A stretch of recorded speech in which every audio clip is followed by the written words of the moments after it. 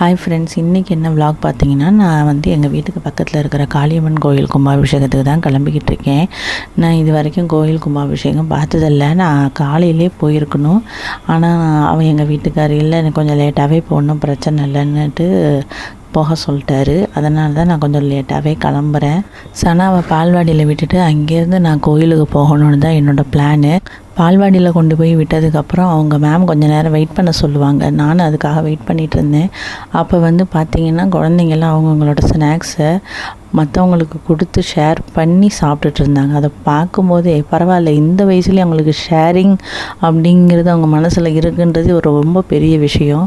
அதுவும் இல்லாமல் அவங்க வந்து கொழுக்கட்டெல்லாம் பிடிச்சி கொடுத்துட்டு இருந்தாங்க பிள்ளைங்களுக்கு. அதுவும் சாப்பிட்டுட்டு இருந்தாங்க. ஒரு குழந்தைங்களையும் பார்க்கும்போது ரொம்ப க்யூட்டாக இருந்தது. நான் வந்து உள்ளே போய் கொஞ்சம் நேரம் உட்காந்து அவங்களோட என்ஜாய் பண்ணிகிட்டு இருந்தேன். அவங்களோட சுட்டித்தனத்தெல்லாம் அதெல்லாம் பார்க்க ஆசையாக இருக்குது. நாமளும் ஏன் குழந்தைங்களாவே இருந்துடக்கூடாதுன்ற ஒரு ஏக்கமும் இருந்தது. இருந்தாலும் அவங்க கூட கொஞ்சம் நேரம் டைம் ஸ்பெண்ட் பண்ணிவிட்டு ஜாலியாக இருந்துகிட்டு இருந்தேன். அப்புறம் அங்கேருந்து கிளம்பியாச்சு. கோயில் வாசல்லையே அன்னதானத்துக்கு ரெடி பண்ணிகிட்டு இருந்தாங்க. சொல்லப்போனால் முக்கால்வாசி வேலை முடிஞ்சு போச்சு.